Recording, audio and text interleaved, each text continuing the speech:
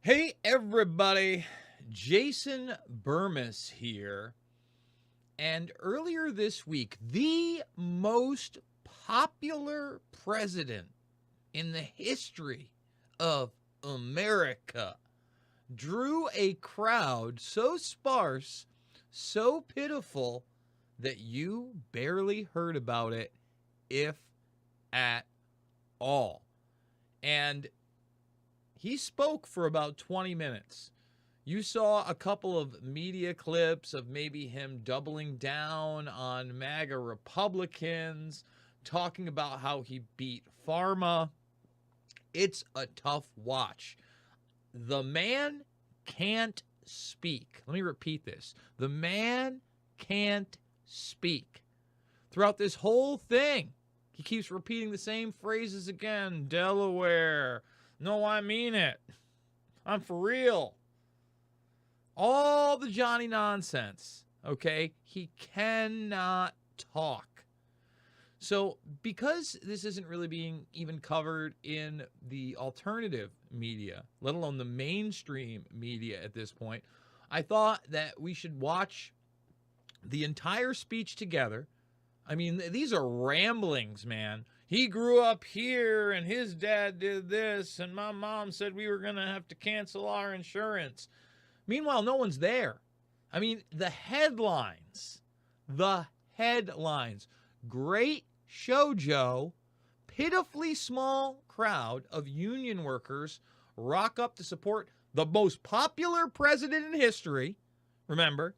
And remember that Pennsylvania was one of those states of contention. You had a state constitutional ruling, by the Supreme Court there, that all of the mail-in ballots were completely invalid. And guess what? No one cares. Nope. Don't care. Doesn't matter. Not a big deal. I want everybody to take a good look at this crowd here. Are you seeing it? Let's count the people in the back. There's about 8 people in the back. He's probably got like 25 Secret Service here. There's not even 100 people at the most popular president's rally in history. Meanwhile, the guy he beat in a free and fair election, if you say otherwise, you're part of the big lie, has thousands, if not tens of thousands of people showing up to all of his events. All of them.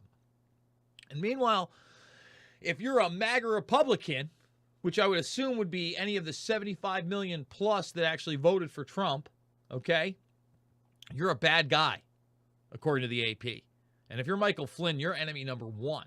The Associated Press went so hard after Michael Flynn and the Reawaken America tour, which I speak on. I mean, they did an in-depth article. They tried to act like he's running some kind of a military operation. They continue to bring up the QAnon nonsense. Right? And it's always, you're a liar and he's a criminal. I'm sick of it. I'm done with it. This is insanity.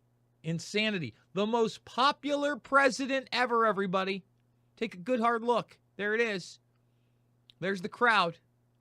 Yeah, it totally seems that way. And meanwhile, again, the man can't speak. However, we have to point this out as well. They're pushing a man for Senate who's never had a job, who's a fake loser. He's a loser, okay? He's a trust fund kid who was establishment talking points all the way, wasn't fooling anybody. And then in May, apparently it was in May, he had a stroke. Now, we don't wish physical harm on anybody. You notice how we haven't been leaping over backwards talking about the Queen passing away today. We might do a royal retrospect, if you will, later on, and maybe do an Ask Me Anything. This is going to be a watch along. After Fetterman had a stroke, he's done. He can't talk like Joe. He can't talk, all right? People that can't talk should not be representing constituents either in Congress nor in Senate, nor really in any capacity within the government. He can't speak. It's over. So I know clips of this have been going around. I know that Tucker Carlson played some of it yesterday. We're just going to show you the 2+ minute clip of this man coming up and trying to get out his pre-planned talking points, but he can't speak anymore. He can't. It's sad. It's disturbing. It's bad enough when I've got to watch Biden stumble through dementia for 20 minutes, but then his counterpart, who is, 30+ years his junior, also can no longer speak. Watch. The Lieutenant Governor of the Commonwealth of Pennsylvania, John Fetterman.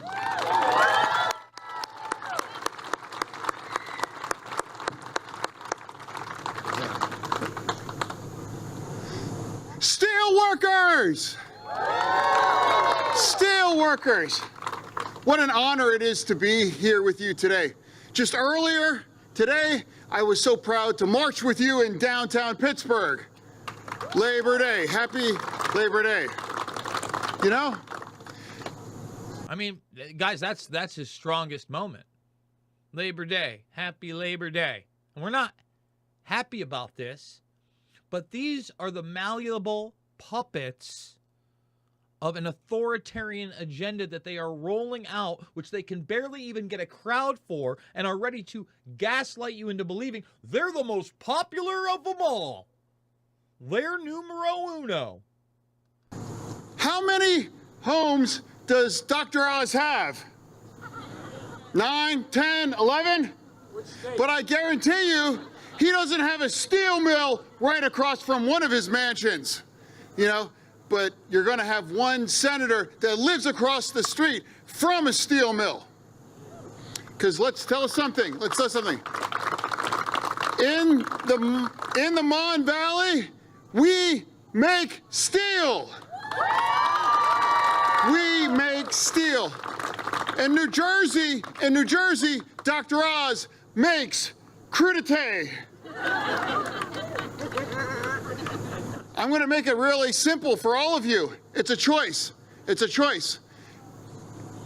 An ally, the sacred life of union, the union way of life, I mean, are you watching this? This is really tough to watch. I don't even want to make fun of it. Sounds like caveman speak. One word and syllable at a time. Me, Fetterman. It's awful. It's hard to watch, and it only gets worse. Or someone like Dr. Oz that would take it away and try to destroy it. I cannot think of anything more un-American than trying to take away the union way of life. It's real simple. Send me to Washington, D.C. Any choice in front of me, any bill, union way, the anti-union way, every single time going with the union way of life and be. I can't believe they even put him on stage. Please understand the stakes in this race. Send me to Washington, D.C. so I can work with Senator Casey and I can champion the union way of life in D.C. Thank you very much, and it's an honor. I live 8 minutes away from here, and when I leave tonight, I got 3 miles away, Dr. Oz in his mansion in New Jersey. You've got a friend and you have an ally. Send me to Washington, D.C. Thank you very much. Thank you, Steelworkers. Can't talk. Okay? Can't talk. So even before the stroke, bad news. This, worse news. And now we're going to go to Zombie J, and we're just going to let him take it away. He starts right away going after people, but then he's so out of it. First he talks about people that have died, and then he starts just rambling into stories. He can barely speak, okay? He can barely speak. That's why there's less than 100 people there for the most popular president ever. Well, I tell you what, this is a pretty critical election, to state the obvious. Before I start, I want to say a word about a few good friends that we lost. A guy named Jack Shea, some of you knew, and Pat Gillespie. Both good friends, people I worked with my whole career. They had an attitude that could be summed up in one word, in my view, a little bit like my dad would say. Everybody, everyone, no matter what your background, is entitled to be treated with dignity, with respect. And you know, I want to thank the elected officials here today. Bobby Casey's been a close friend of mine for a long time. His dad and I are friends as well. Matter of fact, our ages split. His dad was much older than him and me than I am to Bobby. Yeah, he's really dynamo here, really charismatic. Can barely speak. And we were raised in the same neighborhood in Greenridge, about 5 city blocks away. Went to the same grade schools. I moved because when Cole died in Scranton, there weren't any jobs. My dad was in sales, not in mining, but we moved back down to Delaware. So because Cole died in Scranton and he was in sales and not in mining, and we're going back and we're moving Delaware. A lot of Delaware talk. Where he was from. Moved to a little steel town called Claymont, Delaware. Claymont used to have worse steel. Used to have almost 5,000 steel workers. Whole community was built. It was a company town, literally. And steel died. It was dying, and there's not a single steel worker left. But we know what happened was about midway through I got very engaged. I got elected. I got very engaged. Midway through, steel died, steel gone, no more steel worker.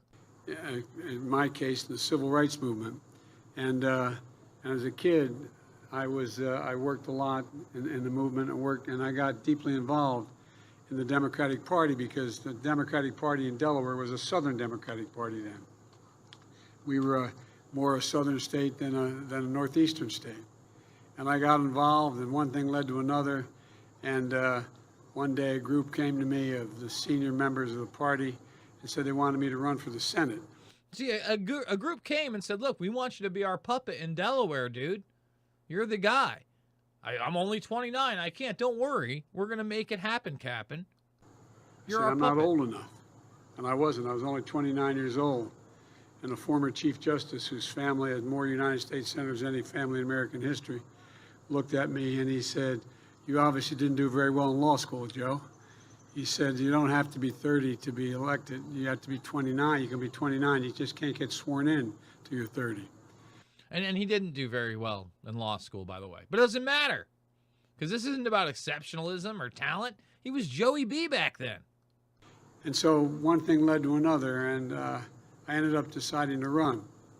But I was having great difficulty getting support. Even though people liked me, or at least the labor guys liked me, they didn't think I could win. Until I got brought up to Pittsburgh by the local leader of the steelworkers in Delaware.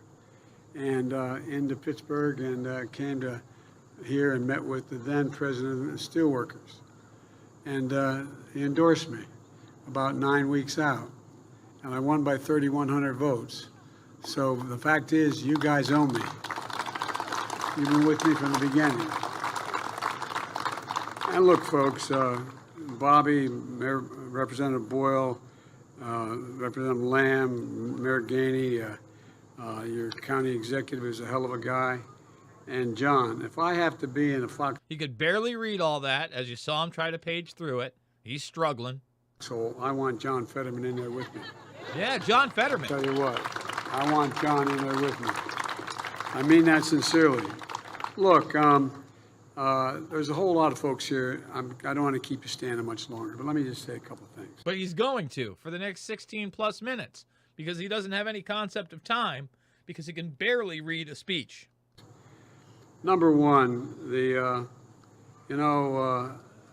I started my campaign because Tom jumped in and didn't convince me, made the case I should run. Because that train ride, I wasn't running, I was campaigning for Democrats. I was out of office. I was campaigning for Democrats. But you know what? This is not your father's Republican Party. This is a totally different party, man. This is a totally different party, man.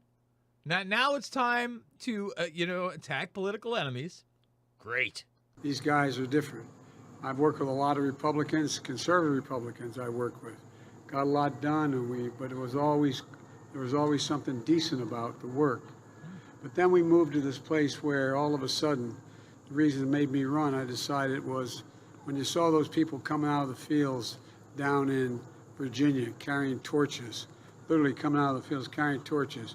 Bunch of morons, bunch of idiots, and they keep going back to the tiki torch people. Oh, the tiki torch people. With swastikas, chanting the same anti-Semitic bile that was chanted in literally the same anti-Semitic bile chanted in Germany in the 30s, accompanied by the Ku Klux Klan. And the guy that... Ku Klux Klan, like what Robert Byrd, another one of your political buddies, was a big part of? I believe you spoke at 3 former Klan members' funerals, Joe. I beat in this last election, and when they asked what he thought, he said there were really fine people on both sides. I said something's really wrong, something's changing. And that's when I talked to Tom and others about helping me out. They decided to help me out. Because look, folks, here's where I think we are, and I'm going to be brief. The fact is that I think there are periods in history where we reach certain inflection points, where everything is going to come after is going to change what's been before for the next generation. And we're in one of those points. It happens 6, 8 every 6 or 8 generations. He can't talk. He can barely read the talking points about how MAGA bad. Okay? MAGA, Orange Man bad. Things are changing. They're changing rapidly. You see everything from what's happening in Europe and India, from Russia, China. Things are changing. And the United States has to regain its footing and remember who we are. And so one of the things that I concluded was that, those inflection points are the places where you look back 2, 5, 10 years later and realize it's not what it was before. It's either better or worse than it was before. Not the same. You're not going to go back to the same. And I'm absolutely convinced, and I mean this, no one's ever doubt I mean what I say. The problem is I sometimes say all that I mean. No one ever doubted I mean what I say, but sometimes I say all that I mean. This guy is so full of shit. That was basically probably his strongest moment to get a line out that didn't sound completely dementia-ridden while he was attacking half of the American voters, and really way more than half of the American voters. But if you say that, you're part of the big lie, and you're telling on Mr. Popular. Again, speaking to less than 100 people over here. Elijah Kramer, as a Pennsylvanian, Jason, it's embarrassing to have either candidate for Senate, but Fetterman is a mayor of a failing town of 1,700 people that has only gotten worse since his administration. Now Fetterman has had a massive stroke and can't put together a sentence. No, he can't. Literally, it shows that the left doesn't care about merit, but just complete and total authoritarianism. And having a malleable puppet in there to carry out that authoritarianism, I couldn't agree more. And, but all kidding aside, one of the things that was clear to me is that this new group headed by the former president, the former defeated president. Former defeated new group. It's not new. It's not. They won in 2016. They turned up twice in mass to protest the big lie, if you will, to protest the big lie. Meanwhile, again, even after his defeat, thousands, if not tens of thousands, go to see the guy. You can't get 100 people in a crowd, Joe. It's sad, Joe.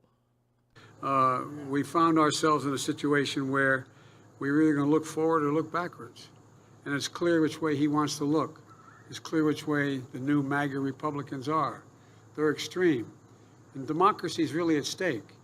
You can't be a democracy when you support violence, when you don't like the outcome of election. You can't call yourself a democracy when you don't, in fact, count the votes that people legitimately cast and count that as who you are. You can't be a democracy and call yourself one if you continue to do what they're doing. And so, folks, look, we have a choice. Folks. I mean, again, he repeats himself again and again and again and can barely read off the script. Barely read off the script. His eyes are barely open. When we Trump and the MAGA Republicans made their choice. We can choose to build a better America, or we can continue down this sliding path of oblivion to where we don't want to go. You know, under the American Rescue Plan, and I'm not going to go through all these things, but just to give you an example, we created nearly 10 million jobs in my first 16 months. 10 million new jobs in America. I mean, this crowd, it's like a golf clap. You know, when little old Jason Bermas, who has a sparse following at best, puts on an event in the Quad Cities with Derek Bros, the Conscious Resistance, we had more people than that. Much more. That American Rescue Plan also created and saved millions of jobs. Why? Because here in the state of Pennsylvania, in almost every state, they didn't have enough money to keep teachers on the payroll, to keep firefighters on the job, to keep police on the job, to keep people, nurses and docs on the job. And so what did we do? We, in fact, gave them the money to make sure they did it. And this governor, your governor, spent it well, hiring thousands of firefighters and the like. And what happened was we found ourselves, because of the greed of some companies, we found that an awful lot of union members were about to lose their pensions. So we did something that hadn't been done in 50 years significantly for labor. We passed the Bush-Lewis Act. The Bush-Lewis Act. And they told me I couldn't do it. They really did. Remember, we didn't. They really did. They really did, folks. Folks, they really did. And we didn't get any Republican votes for it. But we got it done. We got it done because it's just about basic decency and fairness. And look, every single Republican voted against that, every single one. The bipartisan infrastructure law. We're building roads and bridges and ports. Matter of fact, I'm going to be back here not too long from now. It's not bipartisan. It's not an infrastructure bill. It's the Build Back Better takeover command and control system put into place with a new name. Because we got $60 million to rebuild that bridge that collapsed the day I came here not long ago. Folks, the money's going to go to expanding the nearby, nearly 100-year-old failing lock and dam outside Pittsburgh. It's costing us $1 million, but it makes a big difference in terms of the economy. And so we're going to build a new terminal at the Pittsburgh airport. We're doing this all over the country, and it's creating good, decent jobs. But the reason why I talk about unions is not just because it's where I come from. It's more than that. It's more than that. I spoke to the Business Roundtable, the CEOs of the largest companies in the United States, the National Chamber of Commerce. And I've been straightforward with them. I said, look, I'm a union guy, and I support them for one reason, because in your interest. They look at me like, what are you talking about? You are the best trained, the most skilled workers in the world. Total lie. Total lie. And that's not saying that certain union workers aren't highly skilled. But this is called pandering, and it's total bullshit and Johnny nonsense, period. It's just not true. No, I'm not just saying it. Most people don't realize. Yeah, you are just saying it. To join a lot of the trade unions, you have to have 4 or 5, 6 months, 6 years of training. It's like going to college. You get paid while you're there, but not very much. But you're the best in the world. You're the best. You're the best, baby. You're the best. It's not even as good as like when Trump says the best, number one. I mean, how do you believe this stuff? It's all bullshit. And that's not to say. First of all, I'm a guy that's for mentorships, right, and internships and skilled labor and those type of trade schools. Absolutely. And on-the-job experience and having those skill sets. But this guy is so full of it, he's never worked a real job in his life. And it makes a hell of a lot of sense for America to spend and companies spend a little more money to have something going to last a whole hell of a lot longer than it is to do something on the cheap. Look, you've heard me say it before. Wall Street didn't build the middle class. Wall Street didn't build America. Wall Street didn't build the middle class. Wall Street didn't build America. He doesn't know what he's saying. He can't even remember his talking points. The middle class built America, and unions built the middle class. That's just a fact. And by the way, the other thing that I found out, I had been in the Senate a long time and vice president. Were you? You were in the Senate a long time and vice president. What'd you just find out, Joe? Realized there was a law passed in the early 30s under Roosevelt, and the press is looking at me like, what's he going to say now? I'm going to tell them that, in fact, said, buy American. That any money a president spent that was appropriated, he could insist that the money could only be spent on American products. Well, guess what? We're buying American. Are you? Because I thought we had huge relationships with China. You're going to talk about your buddy Xi Jinping in a moment. And so now we're, because of Joe Biden, we're buying American all of a sudden? And we're not in a recession, and he's creating new jobs, and he's a union man. And MAGA Republicans, boy, they're a threat. They're really bad. And I get to spend of your money as president. I get to allocate over $600 billion. $600 billion every year. And they're American-made products, made by American workers in America. And that's why we're moving. Where is it written to say that we can't be a great manufacturing facility, hub in America? We could be a great manufacturing facility hub or something in America. It's not written anywhere except for all the white papers and documents of the authoritarians that control my administration, because I don't run anything. Again, right now, folks, there might be a little dookie running down his drawers. That's the extent of it. In the world again. We've made sure that we have now over 640,000 new manufacturing jobs. Where does it say we can't do this? So I start off with the proposition that it's about just basic decency.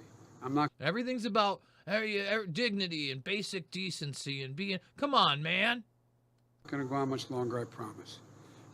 I'm not going to go on much. This is what kills me.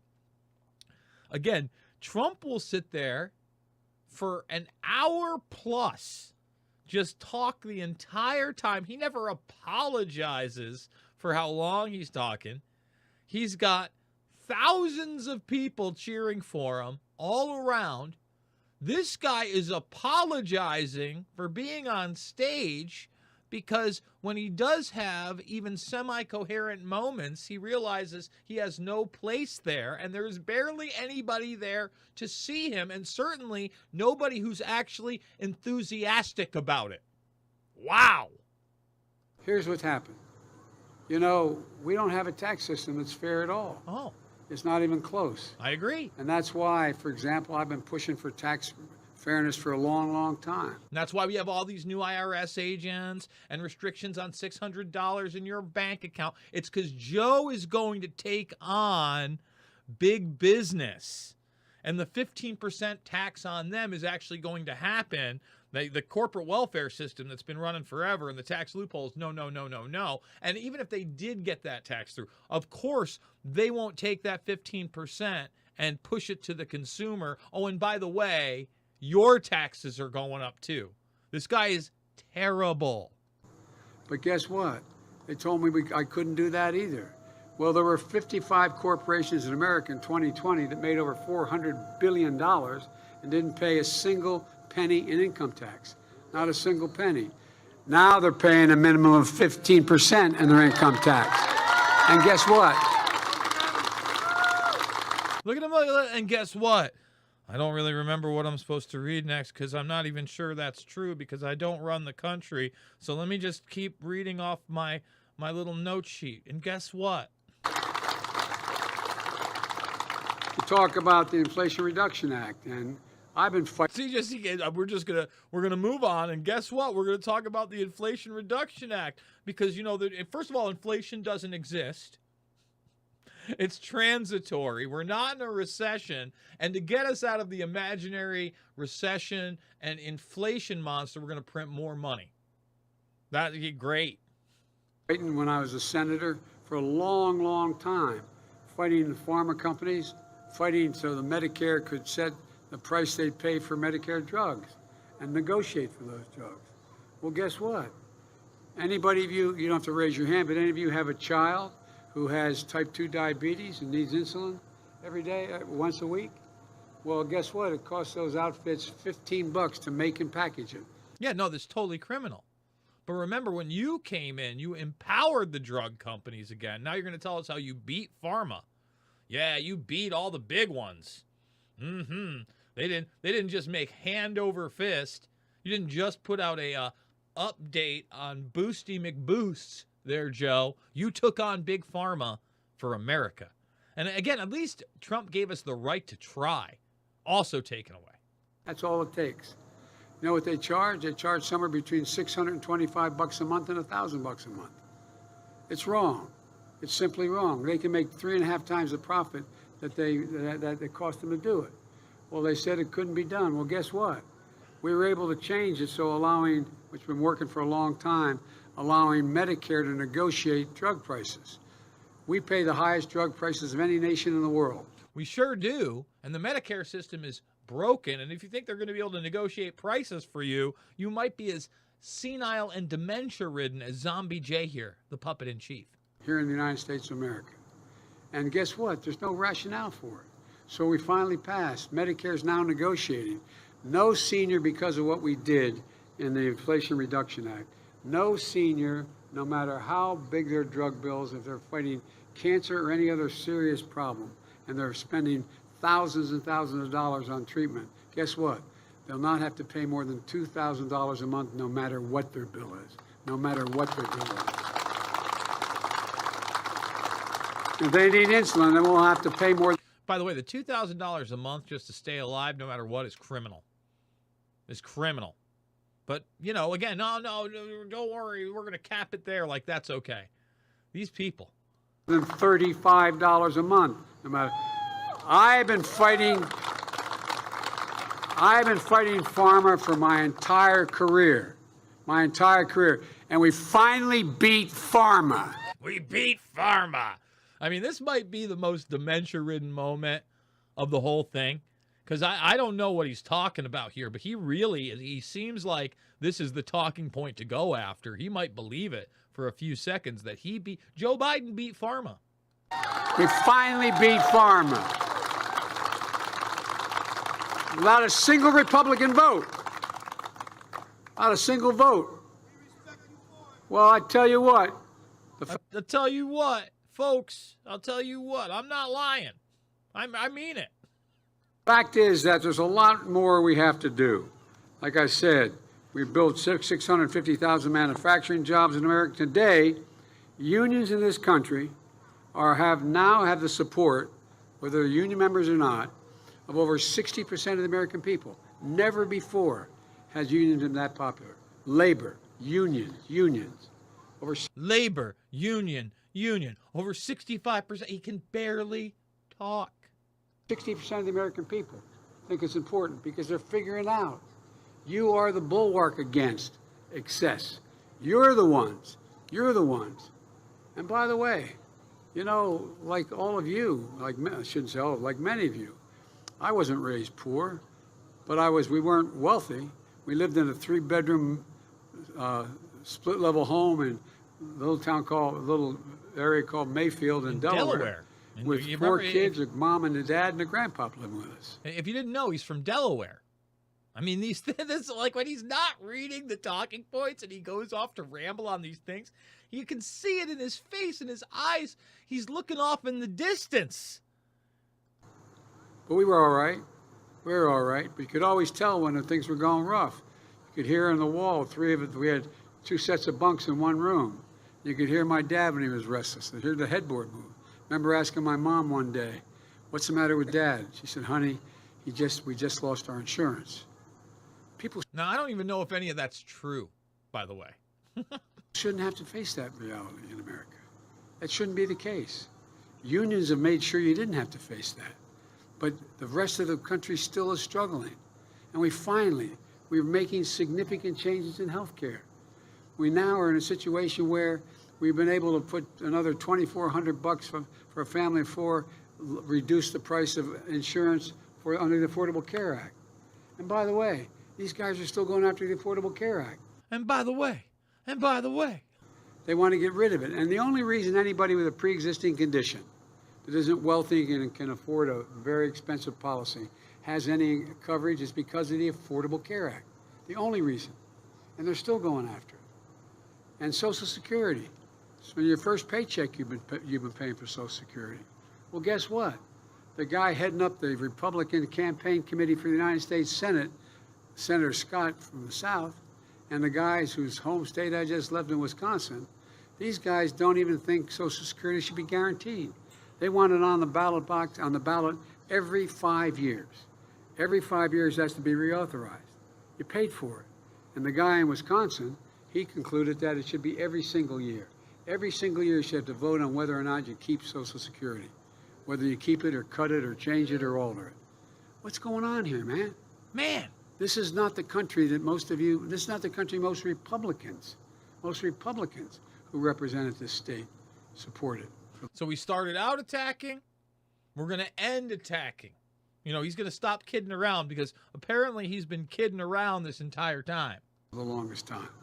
And so, folks, look, the fact is that when you have Social Security that's under attack, when you have Medicare that's under attack, when the refusal to stick with making sure that you're in a circumstance where you have some access to health care, this is again, we can change things. Barely speak. And we're going to change them for the better. You know, and here's the deal. You know, as I said, Wall Street didn't build this country. The middle class built it. And unions built the middle class. Let me close on a serious note. Serious note. He's been kidding around.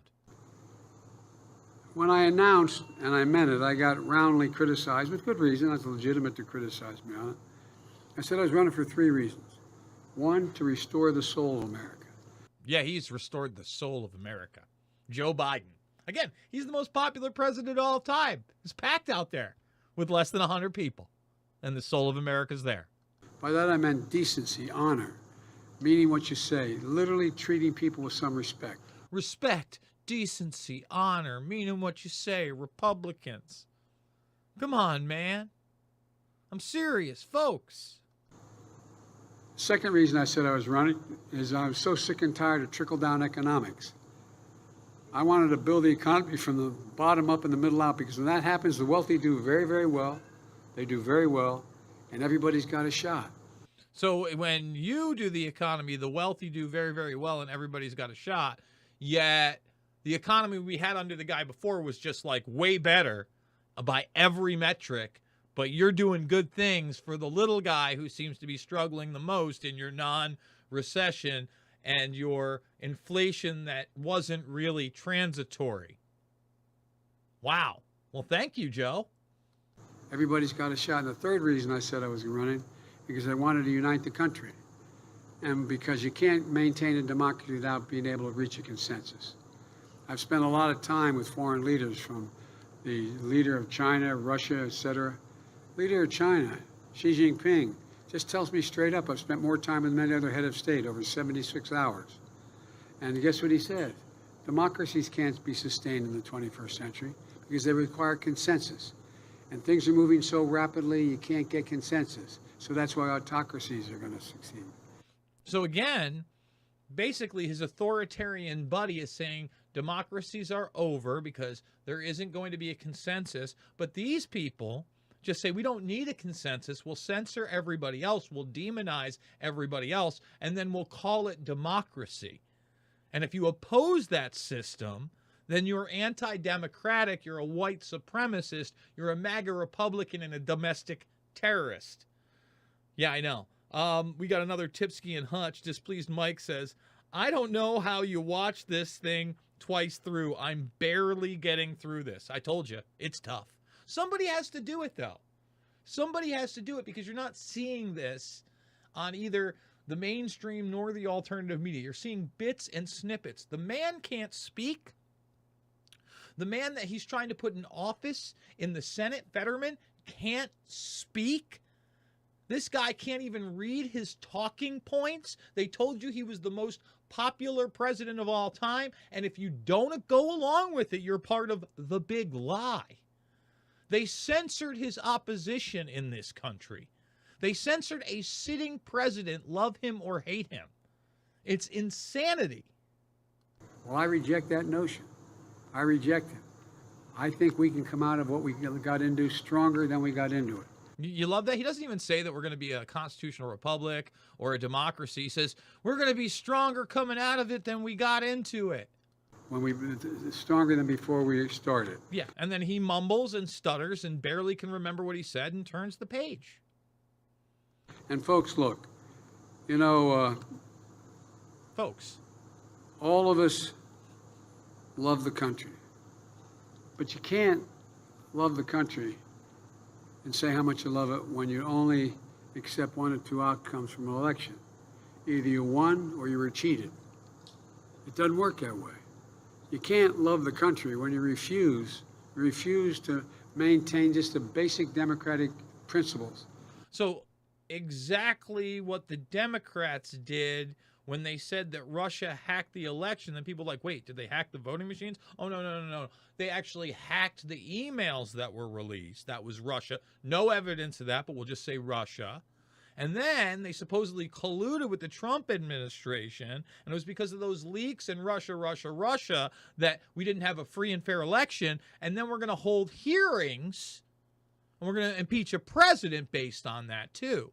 And none of it's real, okay? But then, when there are actual anomalies and real evidence, we'll just say you're an election denier, okay? And that you're a terrorist, and that you're a fascist. That were set out that we all learn from the time we were kids in school, that you accept the outcomes of elections.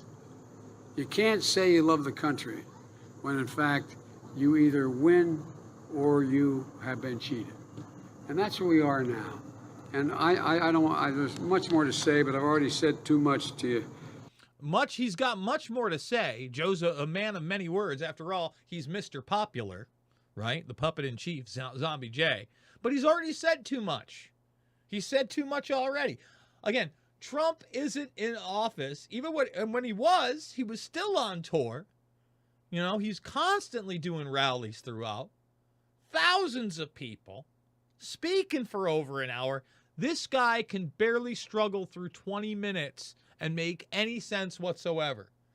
But here's the deal. Here's the deal. I am absolutely convinced. I'm absolutely convinced. And I mean this from the bottom of my heart. From the bottom of his heart.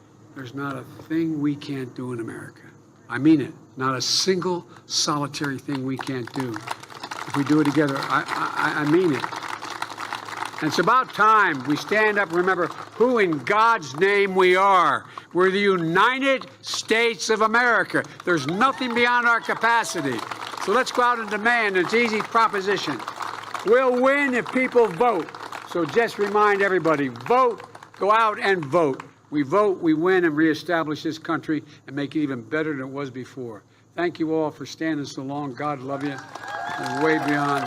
Thank you. What am I doing? I'm going out here. What am I doing? What am I doing? I'm going out here. He doesn't know what's going on. He doesn't know what's going on. And if this Fetterman guy gets into office, are you allowed to question that? If they put in the guy that can barely speak, just like Joe, can you question that? Not according to these people. Folks, thumbs it up, subscribe, and share. Remember, we've been fully demonetized on YouTube for several years. We're kicked off all the time. What you just are hearing is Invisible Empire, A New World Order Defined, one of my many motion pictures. Loose Change, Final Cut, Fabled Enemies, and Shade are amongst them. They are all free right here, right now. I want you to watch them. I want you to share them. You want to support this broadcast. $5, $10, $15, big donations. That's how we do it. We got the Buy Me a Coffee down below. I want to remind everybody, you could also have a premium Rockfin subscription, $9.99 a month or $99.99 for the year, and you get everybody else's premium content. Otherwise, Rumble and Rockfin, just have the account, subscribe. You get all my content for free anyway, because, folks, it is not about left or right. It is always about right and wrong. And we're not taking a political position. We're showing you a puppet zombie is in office. They're telling you he's the best thing since breakfast and super popular, and nobody's there. Nobody's there. So I love you guys. Ain't about left or right. Right and wrong every time. And I'll see you on the flip side.